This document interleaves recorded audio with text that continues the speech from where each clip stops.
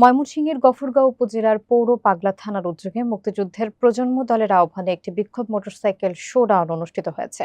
Fascist Awami দোসরদের দ্রুত গ্রেফতারের দাবিতে আয়োজিত এই শোডাউনটি বিশ্ব রোড থেকে শুরু হয়ে গফরগাঁও বাজার প্রদক্ষিণ করে পাগলা থানার ৫ বাগ মোড়ে গিয়ে শেষ হয়। বিস্তারিত থাকছে দিন মোহাম্মদের তথ্যচিত্রে।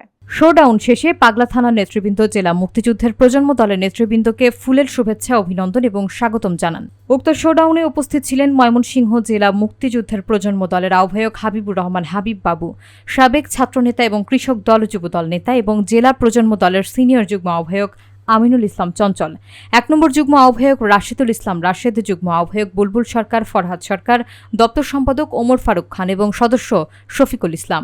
এছাড়াও উপস্থিত ছিলেন প্রজন্ম দলের নেতা তাজউদ্দিন মেম্বার, মোহাম্মদ মিন্টু মিয়া, ফাহাদ ব্যাপারী, পাগলা থানার নেতা মাহমুদুল হাসান সুজন, মোহাম্মদ আকরাম খান, মোহাম্মদ নাসির উদ্দিন, মোহাম্মদ সুমন মিয়া, ঢালি, মোহাম্মদ ফাহাদ মিয়া, মোহাম্মদ রাসেল, মোহাম্মদ শিহাব এবং কৃষক দল নেতা পাপ্পু সহ আরও অনেক নেতৃবৃন্দ। সমাবেশে বক্তারা অবিলম্বে উপজেলায় অবস্থানরত আওয়ামী লীগের নেতাদের গ্রেফতারের দাবি জানান এবং দলীয় কর্মসূচির মাধ্যমে বৃহত্তর আন্দোলনের ঘোষণা দেন।